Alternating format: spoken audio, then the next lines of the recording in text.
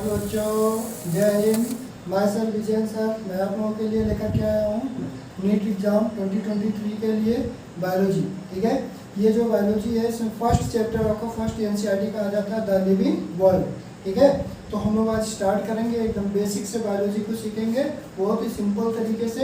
और ये जो फर्स्ट चैप्टर है अपना द लिविंग वर्ल्ड, इसमें से 2 क्वेश्चन जो है नीट एग्ज़ाम के लिए पूछे जाते हैं पर ईयर।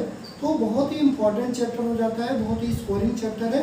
बहुत ही सिंपल तरीके से हम लोग की इस चैप्टर की एक एक बारीकियों को हम लोग देखेंगे, सीखेंगे। ठीक है, तो आइए हम लोग स्टार्ट कर लेते हैं अपना जो है फर्स्ट चैप्टर का फर्स्ट जो लेक्चर। ठीक है, चैप्टर का नाम है अपना क्या, द लिविंग वर्ल्ड। क्या नाम है? The living world.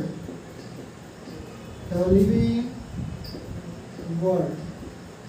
ओके, कितने क्वेश्चंस आते हैं नीट में? 2 क्वेश्चंस। नीट एग्जाम में से 2 क्वेश्चंस आते हैं per year.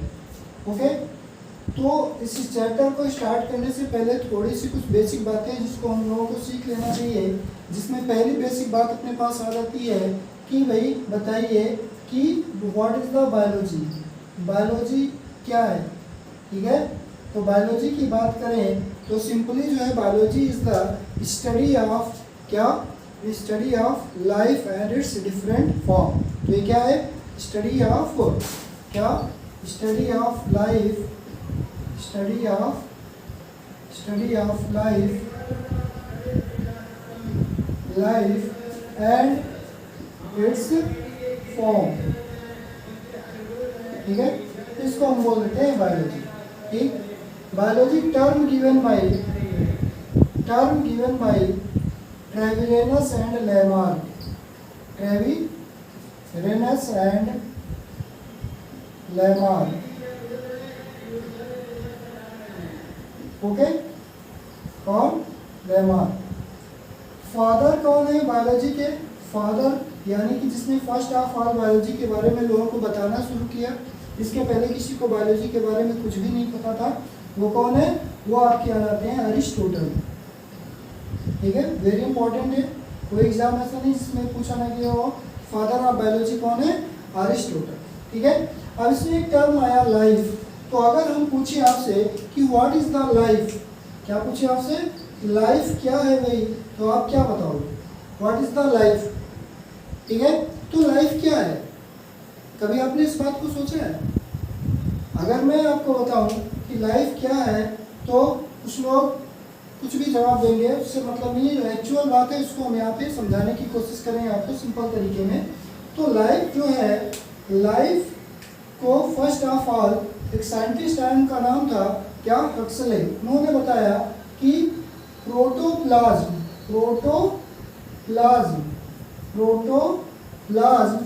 Is the physical basis of life. Protoplasm is the physical basis of life. Physical basis of life. ये बात किसने कही? ये बात कही अकॉर्डिंग टू हक्सले। किसने कहा है? हक्सले साहब ने कहा कि लाइफ तभी पॉसिबल है जब प्रोटोप्लाज्म हो। ठीक है, प्रोटोप्लाज्म मीन्स क्या है? प्रोटोप्लाज्म मीन्स है कि किसी भी सेल में साइटोप्लाज्म होता है, आपको पता है।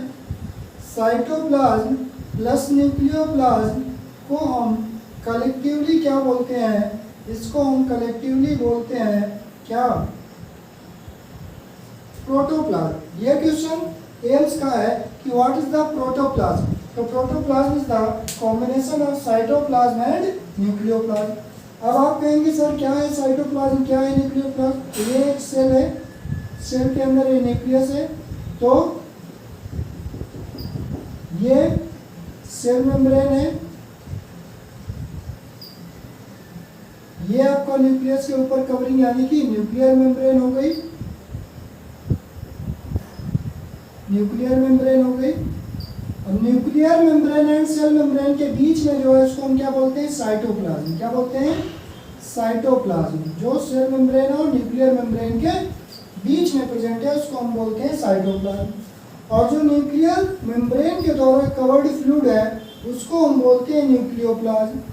अब लाइफ की जितनी भी रिएक्शंस हैं इसी साइटोप्लाज्म और न्यूक्लियोप्लाज्म में परफॉर्म होती हैं। इसलिए हमने क्या बोल दिया कि भाई cytoplasm and nucleoplasm is the क्या प्रोटोप्लाज्म। ओके, प्रोटोप्लाज्म यानी कि जीव द्रव्य। जीव द्रव्य ही जीवन की आधारभूत इकाई है। इस बात को किसने कहा? हक्सल ने। ठीक है, अब अपने पास एक साइंटिस्ट है एनसीईआरटी में, चैप्टर स्टार्ट होने से पहले दिया हुआ है, उनका नाम है Ernst Haeckel. Very important for NEET exam, Ernst Haeckel. Sorry, Ernst Haeckel नहीं है, अर्नस्ट मेयर, सॉरी। इनका जन्म हुआ था क्रैम्पटन, जर्मनी की एक जगह है जिसका नाम है क्रैम्पटन। क्रैम्पटन में इनका जन्म हुआ था। ठीक है, और ये जो है इनको बोला गया क्या? Darwin of the 20th century. Very important, ये नीट में पूछा गया है। Darwin of the 20th century किसको बोला गया? अर्नस्ट मेयर को। क्यों बोला गया? क्योंकि इनको 3 मेजर प्राइजेस मिले।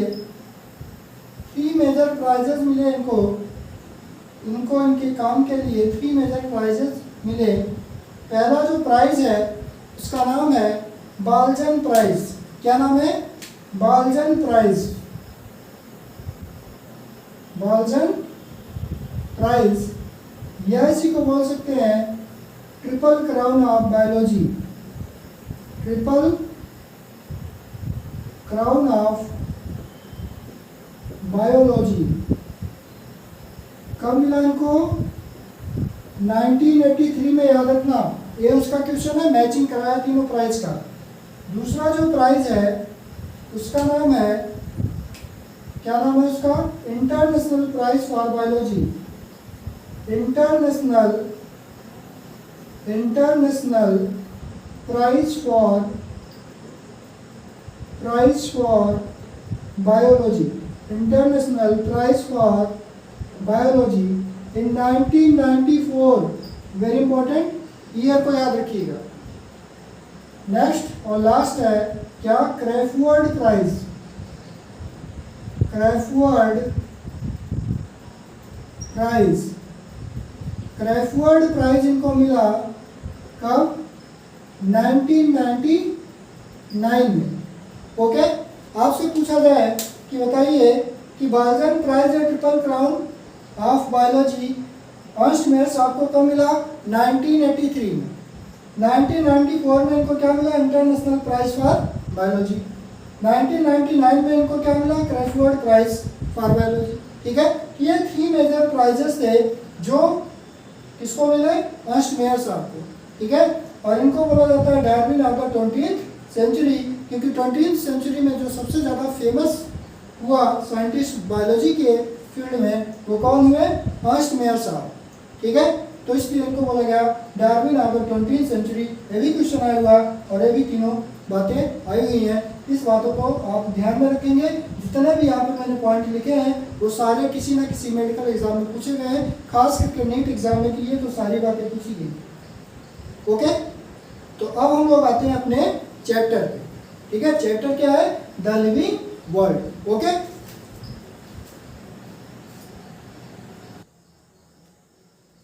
तो आते हैं अपने टॉपिक पे। अपना टॉपिक है क्या? What is living.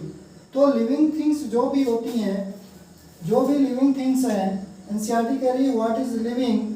तो लिविंग थिंग्स जो भी हैं, लिविंग थिंग्स जो हैं इनमें क्या होता है कि लिविंग थिंग्स में ग्रोथ होती है। ग्रोथ होती है, इनमें रिप्रोडक्शन होता है। ये रिप्रोड्यूस कर सकती हैं, अपने जैसे यंग वंस को प्रोड्यूस कर सकती हैं। इनमें जो है मेटाबॉलिज्म होती है। मेटाबॉलिज्म होती है। इनमें जो है कॉन्शियसनेस होता है। कॉन्शियसनेस होता है। इनमें जो है एक्सटर्नल स्टिमुलस के अगेंस्ट रिस्पॉन्स शो करती हैं।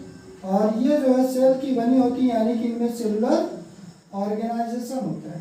बहुत सारी जो है प्रॉपर्टीज हैं किसकी, लिविंग थिंग्स की, और ये सारी बातें living things non living things में नहीं पाई जाती। लिविंग थिंग्स की पहली जो प्रॉपर्टी है जो अपने एनसीईआरटी में है और जिससे क्वेश्चन नीट में बार बार पूछा जाता है वो क्या है, फर्स्ट प्रॉपर्टी है ग्रोथ।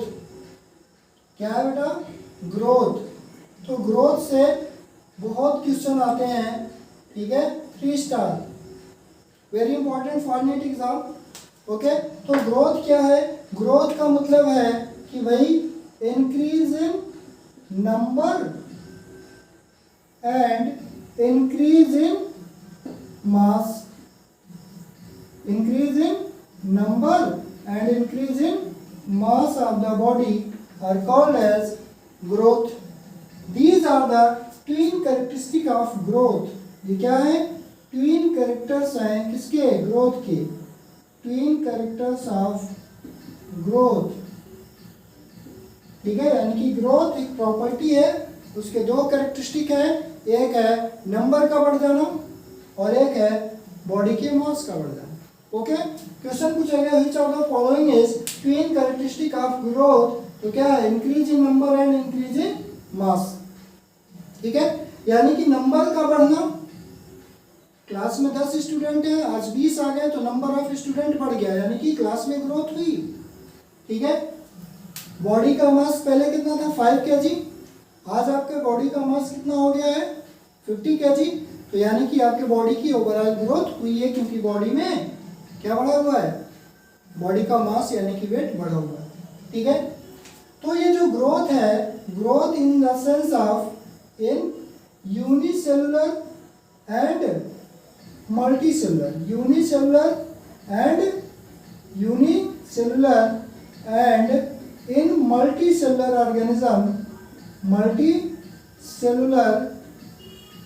ऑर्गेनिज्म, दोनों में ही ग्रोथ होती है बाय सेल डिवीजन। कैसे होती है, बाय सेल डिवीजन, ठीक है।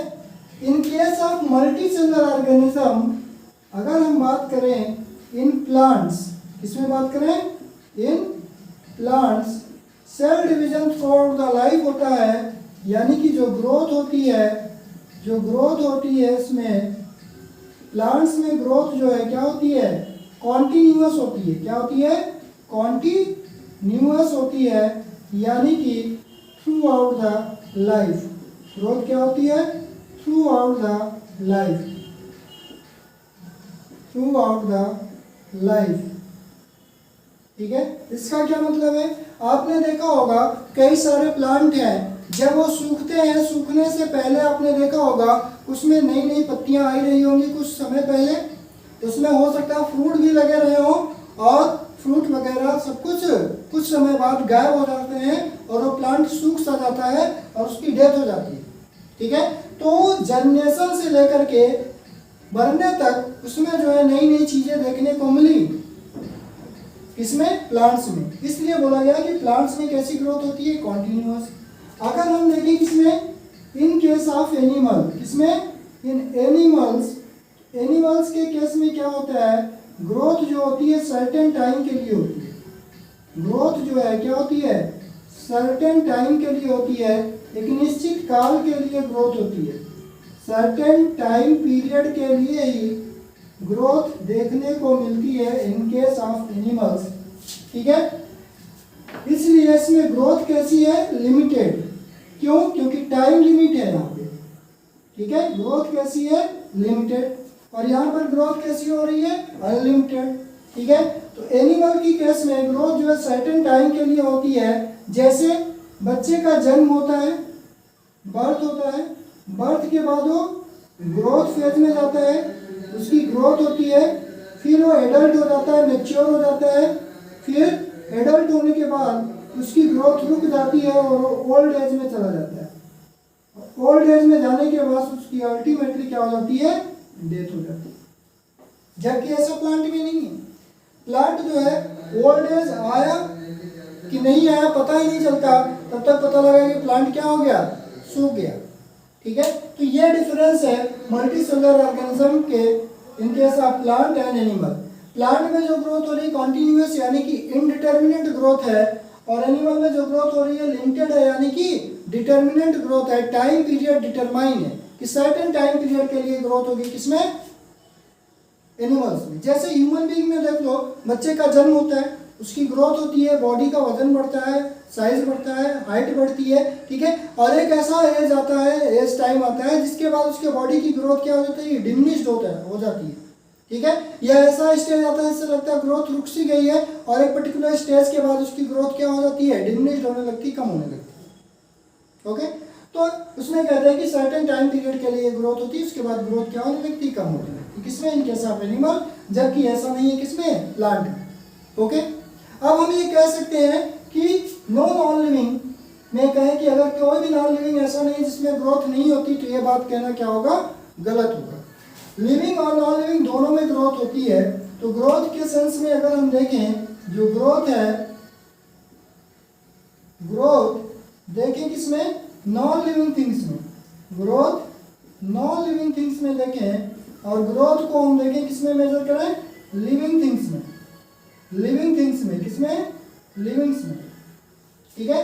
लिविंग और नॉन लिविंग थिंग्स में अगर हम देखें ग्रोथ को, तो नॉन लिविंग थिंग्स में ग्रोथ होती है क्या? सरफेस पर, सरफेस पर, due to accumulation of material. Surface growth होती है due to, non living things में जो ग्रोथ होती है क्यों होती है? Due to accumulation of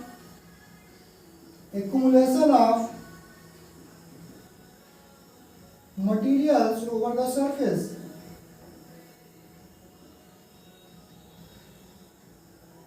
on surface, surface और मटेरियल्स के क्या? डिपॉजिट हो जाने के कारण ग्रोथ दिखाई देती है। यानी कि इसमें ग्रोथ कैसी हो रही है? एक्सटेंसिव। कैसी ग्रोथ हो रही है? एक्सटेंसिव ग्रोथ हो रही है। कहाँ हो रही है? बाहर के अंदर, बाहर, तो इसको बोलते हैं extensive growth. But in case of living things growth कहाँ होती है? Intrinsic, inside. कहाँ होती है? Inside of the body. कहाँ होती है? Inside of the body. Living things में ग्रोथ होती है इनसाइड ऑफ द बॉडी, यानी कि कहाँ होती है? दैट इज, इस टाइप की ग्रोथ को बोलते हैं इंट्रिंसिक ग्रोथ। क्या बोलते हैं? Intrinsic growth. क्या बोलते हैं? Intrinsic growth, okay.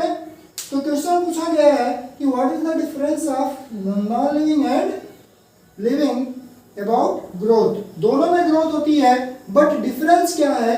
डिफरेंस है कि इसमें सरफेस ग्रोथ होती है, एक्सटेंसिव ग्रोथ होती है, और उसमें बॉडी के इनसाइड, अंदर साइड में ग्रोथ होती है ड्यू टू सेल डिवीजन, ठीक है। इनसाइड ऑफ द बॉडी होती है, और क्यों होती है? Due to cell division. जबकि इधर ऐसा नहीं है नॉन लिविंग में, इसलिए इधर ग्रोथ इंट्रिंसिक हो गई और इधर ग्रोथ कैसी हो गई? एक्सटेंसिक हो गई, ठीक है। तो हम ऐसा नहीं कर सकते हैं कि लिविंग थिंग्स की ही प्रॉपर्टी है ग्रोथ करना। ग्रोथ जो है नॉन लिविंग थिंग्स में भी हो सकती है। जैसे तुमने एक बॉल को लिया और मडी वाटर में बॉल को ऐसे फेंक दिया, और जब बॉल को तुम निकाल रहे हो तो उसके सरफेस पर बहुत सारे मड लग गए, बहुत सारे मड के पार्टिकल लग गए, यानी कि उसका अगर वेट करोगे तो उसका मास बढ़ा हुआ नजर आएगा। तो जो इसमें ग्रोथ हो रही नॉन लिविंग थिंग में, इन द सेंस ऑफ किसमें हो रही है? In the sense of increasing of mass, ठीक है। तो सरफेस ग्रोथ जो हो रही है क्यों हो रही है? In the sense of mass, increment of mass, ठीक है। तो ये तो बात रही किसके लिए? ग्रोथ के लिए। और ग्रोथ से अक्सर क्वेश्चन आता है, growth is the very very important for your NEET exam, ठीक है। तो बात समझ में आई होगी। ग्रोथ के दो ट्रेनिंग कैरेक्टर है, नंबर का बढ़ जाना, मास का बढ़ जाना। यूनिसेलुलर मल्टीसेलुलर दोनों में ग्रोथ होती है सेल डिवीजन के द्वारा। मल्टीसेलुलर की बात करें तो प्लांट और एनिमल होते हैं। अगर मल्टीसेलुलर प्लांट है तो ग्रोथ उसमें कॉन्टिन्यूअस यानी कि थ्रू आउट द लाइफ होगी।